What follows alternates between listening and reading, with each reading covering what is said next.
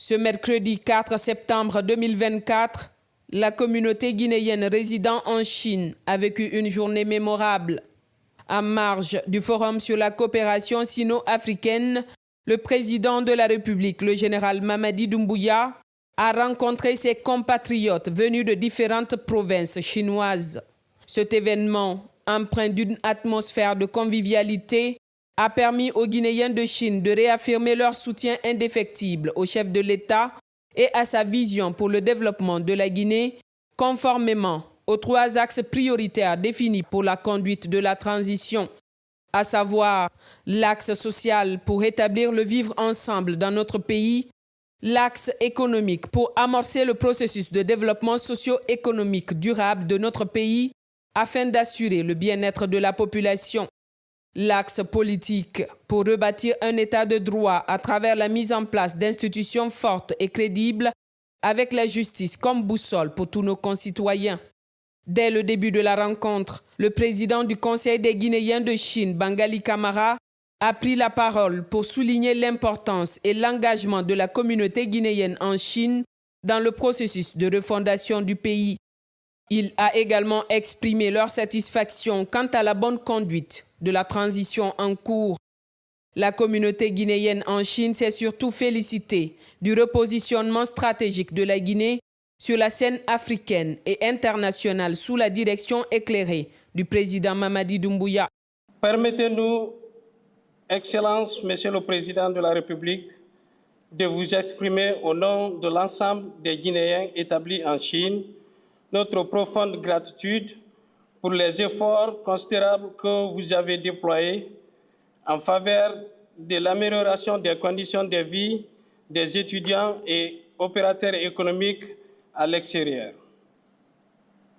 L'augmentation des compléments des bourses est un soutien extrêmement précieux qui permet aux étudiants de poursuivre leurs études avec plus de sérénité.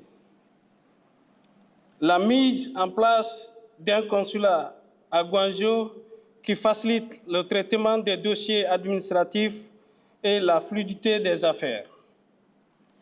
Nous voyons des réformes constructives et positives dans plusieurs secteurs. Ce sont des avancées salutaires, nous lions la diligence. Les actions significatives du gouvernement, surtout à travers son ministre des Affaires étrangères, qui ne ménage aucun effort dans la prise en charge des préoccupations des Guinéens à l'étranger.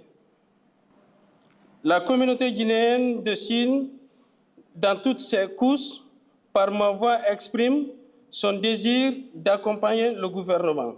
Excellence, Monsieur le Président, votre leadership et votre engagement sont pour nous des sources d'inspiration et de fierté. Cette visite du chef de l'État en Chine sur invitation personnelle du président Xi Jinping pour participer au Forum sino-africain sur la coopération a été saluée comme une étape cruciale dans le renforcement des relations entre Conakry et Pékin. Dans sa prise de parole au cours de cette rencontre solennelle, le chef de l'État, le général Mamadi Doumbouya, a mis un accent particulier sur l'unité nationale. Il a rassuré ses compatriotes que l'État guinéen est à leur côté, les considérant comme une partie intégrante de la République de Guinée, même à des milliers de kilomètres de leur terre natale.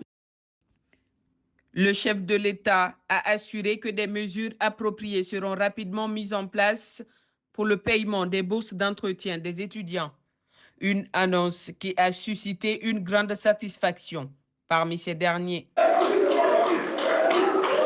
Il a également exhorté les Guinéens résidant en Chine à respecter les lois du pays hôte tout en leur garantissant son soutien. Cette rencontre marque ainsi un autre tournant dans les relations entre la Guinée et sa diaspora en Asie, tout en consolidant le soutien des Guinéens à l'étranger au projet de refondation nationale porté par le président Mamadi Doumbouya.